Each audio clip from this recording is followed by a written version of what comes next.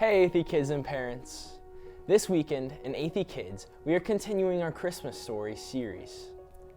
God revealed many specific details about the Messiah long before his birth. Isaiah prophesied the way the Messiah would be born to Ahaz, the king of Judah. There was a war breaking out against Judah as we read in Isaiah 7.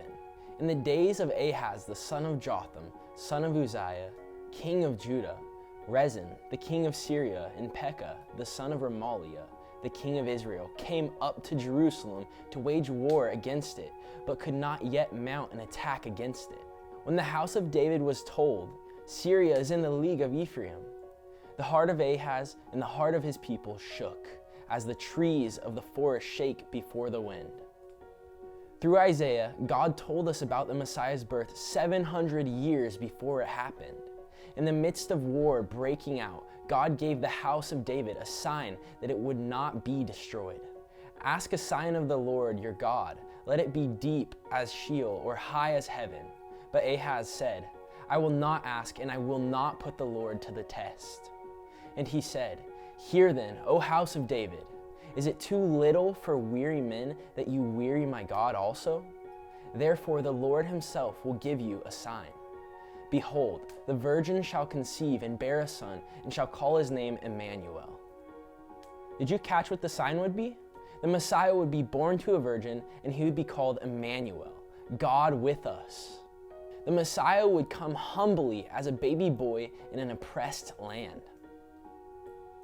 Micah was another prophet of the Lord during the reign of King Ahaz.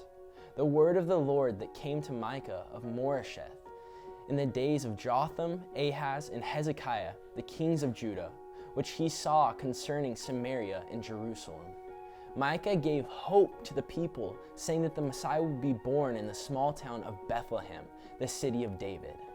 But you, O Bethlehem, Ephrathah, who are too little to be among the clans of Judah, from you shall come forth me, one who is to be ruler in Israel, whose coming forth is from old, from ancient days.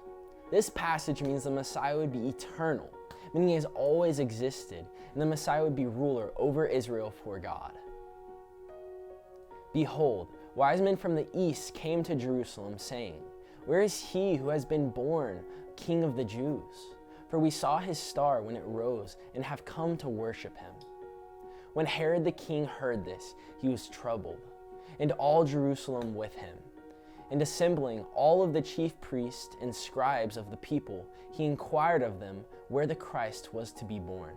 They told him, In Bethlehem of Judea, for so it is written by the prophet, And you, O Bethlehem, in the land of Judah, are by no means least among the rulers of Judah. For from you shall come a ruler who will shepherd my people, Israel. The prophecies of Isaiah and Micah were accurate. We can be sure that Jesus is the Messiah, whom God promised, because everything the Old Testament said about him happened just as the prophets said.